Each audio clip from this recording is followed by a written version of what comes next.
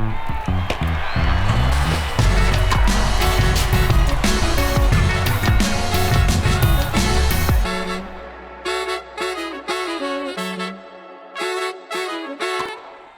folks, thanks for listening or watching the Phillies Talk Podcast on YouTube. I'm Corey Seidman down here at JetBlue Park in Fort Myers after the Phillies spring training game against the Boston Red Sox, recording on Monday afternoon. Interesting day for the Phillies. They did not bring many of their regulars over to Fort Myers. It's a 2.5-hour drive from Clearwater. There will be some more regulars playing in Tuesday's game, also in Fort Myers against the Twins. Expected for that game are Trey Turner, Bryson Stott, Christian Pache, and Orion Kirkering. But on Monday, it was Whit Merrifield at the top of the lineup, Johan Rojas batting second, and not really too many other guys projected to make the Phillies opening day roster that were on the field.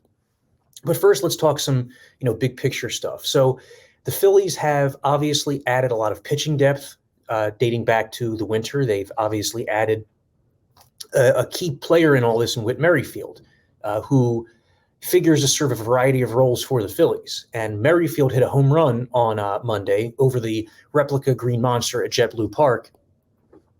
We talked to Whit Merrifield after he came out of the game midway through. He obviously does not care about spring training results. He's been around long enough. He knows, he's 35 years old. He's done this about 10 times. He knows not to get too high or too low based on spring training performance, but it is interesting that he's always hit this time of year. He's a .332 career hitter in spring training. It doesn't mean anything other than he must arrive to camp feeling pretty good. He said that really this time of year for him is just about getting his swing on track, making sure that he feels good day by day, but that when opening day comes, it's just a different feeling, as you would expect from any veteran. It's not the same for Whit Merrifield as it is for like a Derek Hall, who's fighting to make the team or fighting to make a positive impression on this Phillies club. Hall also homered on Monday. We'll talk about him a little bit later. But, this Johan Rojas situation in center field, it looms large. It has a ripple effect on so many other pieces of the Phillies roster. For example, if Rojas makes the opening day roster as a center fielder, on a fully healthy roster, Whit Merrifield probably does not begin as an everyday player. If Rojas does not hit enough to make the team, Brandon Marsh is healthy, you would probably see Brandon Marsh in center field on opening day and Whit Merrifield in left field. Although also keep in mind the Phillies are going to face Spencer Strider on opening day most likely, and he's a right-hander, so you'd figure you want to get some more lefties in there. But Merrifield just offers the Phillies a few different options in left field, at second base, if Bryson Stott isn't holding his own against left-handed pitching, for example. He said all the right things, Merrifield, when he arrived to Clearwater, saying that he just wants to win. He doesn't care about the role as much as he does about trying to maximize this opportunity in terms of still being a productive player, but doing so for a team that has true World Series aspirations. The Phillies guaranteed him $8 million, but they did not guarantee him an everyday role. And, you go back to 2 seasons ago, 2022, Merrifield was traded from the Royals to the Blue Jays at the deadline. And for the first time in 7 years, he was not an everyday guy. Toronto only started him 34 of its final 57 games back in 2022. And I talked to Merrifield about this on Monday, just asked him, how did that experience, what from that do you think you might be able to carry forward to this one, where you're probably not going to get 550 plate appearances the way you would in a normal year?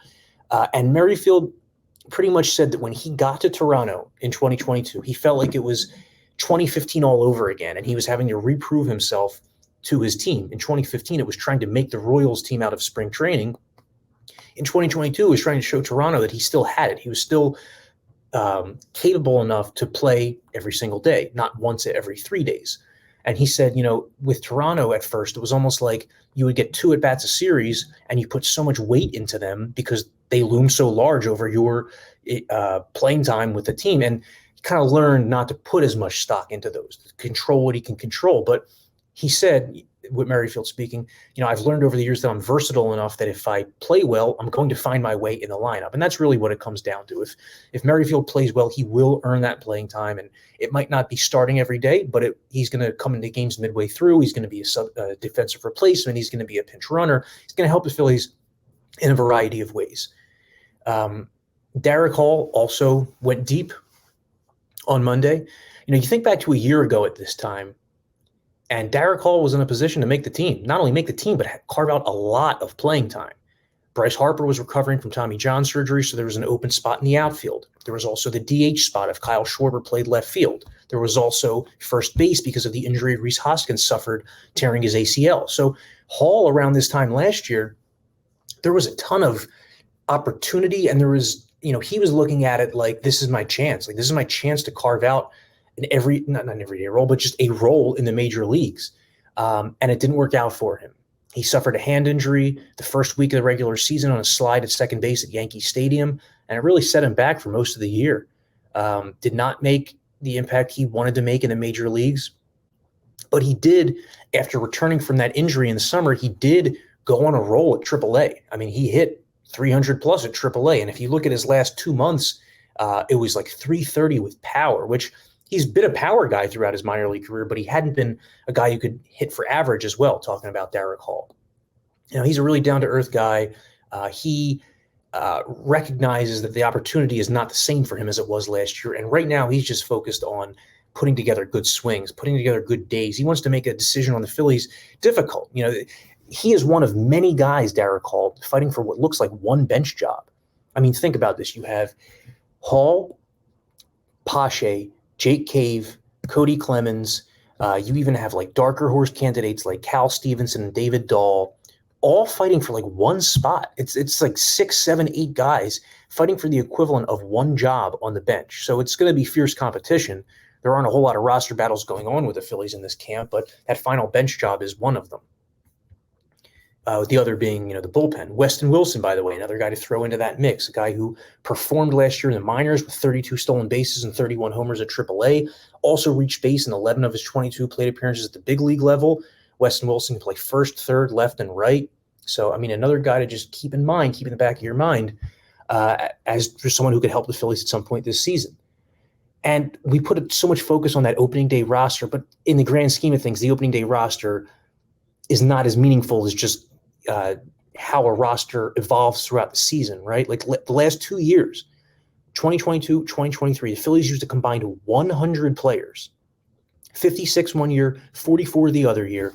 That's how many guys it takes to get through a year if you want to go deep, and you want to be able to get guys off their feet, So interesting, just like the dichotomy, the difference between a veteran like Whit Merrifield, who's talking about, look, I'm just trying to get my work in, make sure I feel good, spring results don't matter. And then someone like Derek Hall, where the spring results do matter because, you're not going to turn heads if you're grounding out or striking out. So had to feel good for him to pop one on Monday.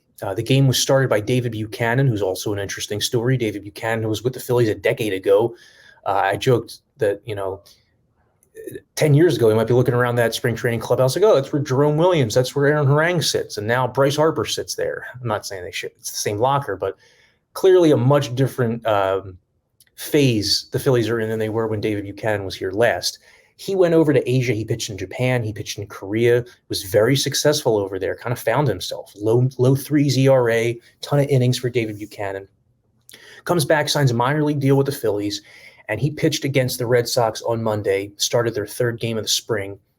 It went Colby Allard started game 1, Nola game 2, with Christopher Sanchez pitching Tuesday. So the Phillies are really, trying to give as many opportunities as possible to guys who are fighting to be rotation depth. Like, obviously, their 1 through 5 is set with Wheeler, Nola, Suarez, Walker, Sanchez, as long as everybody remains healthy. But it's the question is, who's the 6th starter? Who's the 7th starter? Because you need those guys. And in that mix includes Colby Allard. It includes Nick Nelson, Dylan Covey, David Buchanan, Spencer Turnbull, who we haven't seen yet, but we should see, I think, on Tuesday. But Buchanan, the most interesting part, the funniest part that came from our conversation with David Buchanan after he came out of the game was once upon a time when he was a Philly and Bryce Harper was a National, David Buchanan threw behind Bryce Harper during an at-bat, and 2 pitches later, Bryce Harper took him out to dead center field. And Buchanan remembers it, and Harper remembers it, and obviously it's water under the bridge now, but Buchanan said that when he signed with the Phillies, one of the first things that he wanted to do was have that conversation with Bryce Harper. He said it was one of 2 things in his big league career that he regrets doing. So Now they've been able to clear the air.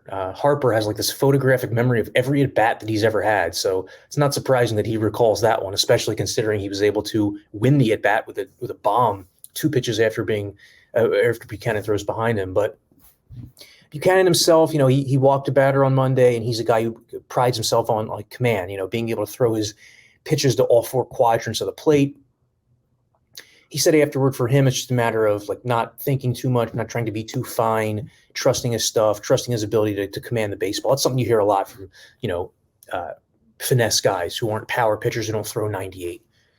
So that was the deal Monday in Fort Myers for the Phillies. As I said, there will be some more regulars in the lineup Tuesday. Also, our first look at the spring at Christopher Sanchez, who I'm excited to see just because he was such an important Philly last summer. He came on, started that game in Oakland. I think it was in June, and the Phillies had all those questions about the number 5 spot in the rotation leading up to that. Sanchez comes in, pitches well that day, and just cruises the rest of the season with a low ERA, with one of the 5 best whips, walks and hits per inning pitch in all of baseball from the time of that start in Oakland. So it's not like Christopher Sanchez was just one of the best number 5 starters in baseball during the second half last season. He was one of the best starters, period, in the second half last season.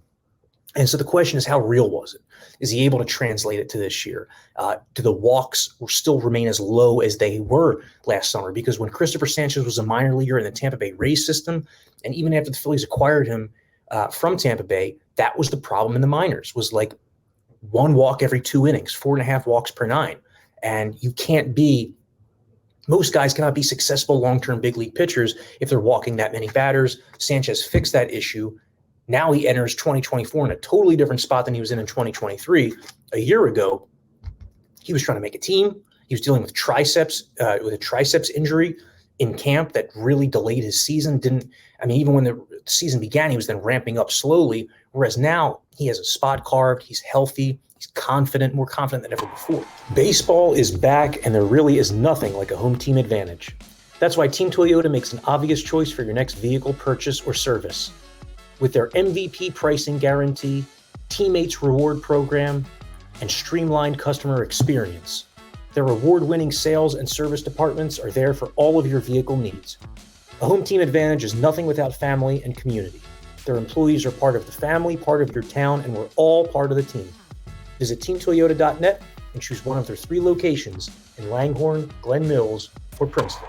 Talking about confidence, that Mick Abel had a little confidence-building outing over the weekend in Clearwater. He pitched Sunday. The Phillies dominated the Yankees' split squad lineup, and again, not a ton to be impressed about in that sense because the Yankees didn't bring over a single position player that they project to open the season with. They had all their starters back in Tampa, like Aaron Judge, Juan Soto, Gleyber Torres.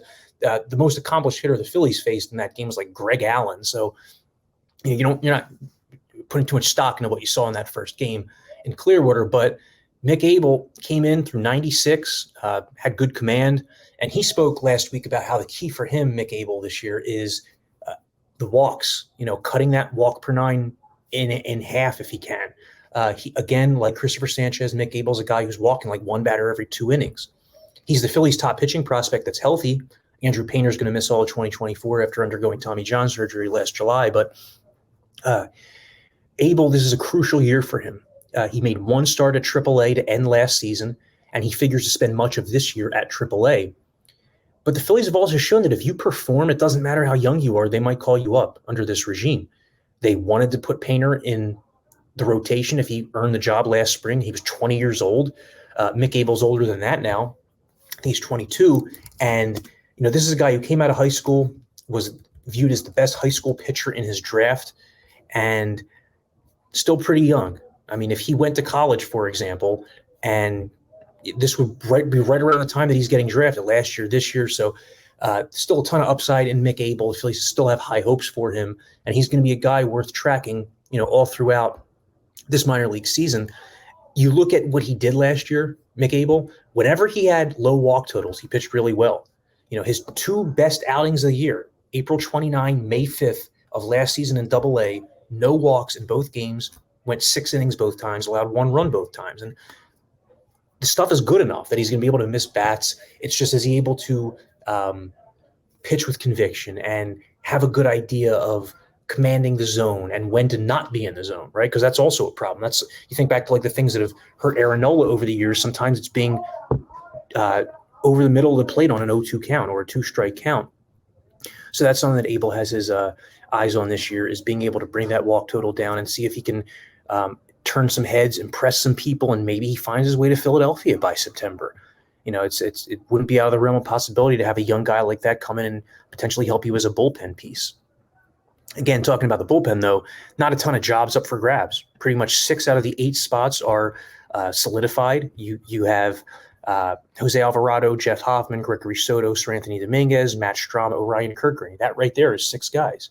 So the rest of the 2 jobs, that's everybody else fighting for those jobs. You're talking about potential long men like a Turnbull, an Allard, a Covey, a Nick Nelson. You're talking about guys like Connor Brogdon, who pitched and struggled on Monday with 3 walks, a guy who was dynamite for the Phillies in the 2022 postseason, but just never got into a groove in 2023 and must be feeling like he probably has to reprove himself to an extent. Then you have, some of these other longer shots like a Luis Ortiz, a Junior Marte who did pitch, and Andrew Bellotti. But most camps around Florida and Arizona right now have more battles going on than the Phillies. This is just the case for the Phils because they brought back so many guys and they feel comfortable in many different spots on their roster. It also speaks to the way they've been able to build this bullpen out. A very underrated piece of this all. We talk about the huge signings and the superstar players and the health of Wheeler and Nola, but when you look at how the Phillies have just been able to totally revamp this bullpen over the last 3-4 years, uncovering gems like Hoffman, getting legitimate career progression from guys like Jose Alvarado, getting Sir Anthony Dominguez back healthy, and having just like mid-tier signings that pan out, like a Matt Strahm. Matt Strahm, that signing last offseason when it happened didn't cause Phillies fans to say like, oh, wow, this is great. This is just what we need. But Matt Strahm turned out to be a very important piece for the Phillies, starting some games, relieving, going multiple innings, facing lefties, facing righties. So, it's credit to Dave Dombrowski, Sanford, and that Phillies front office. They've put together a bullpen that's not only able to protect leads, but has tremendous stuff and just a variety of looks.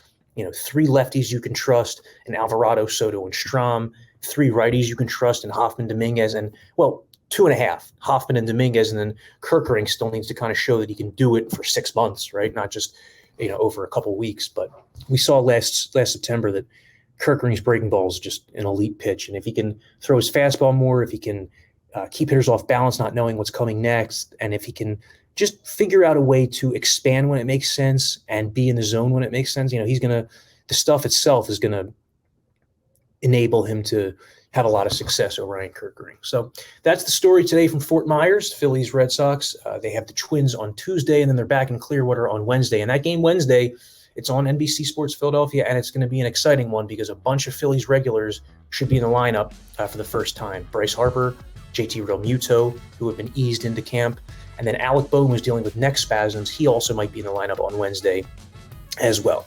So thanks a lot for listening to the Phillies Talk Podcast. I'm Corey Simon. Be back with these as frequently as possible during the rest of spring training. So hope you enjoyed it. Talk again soon.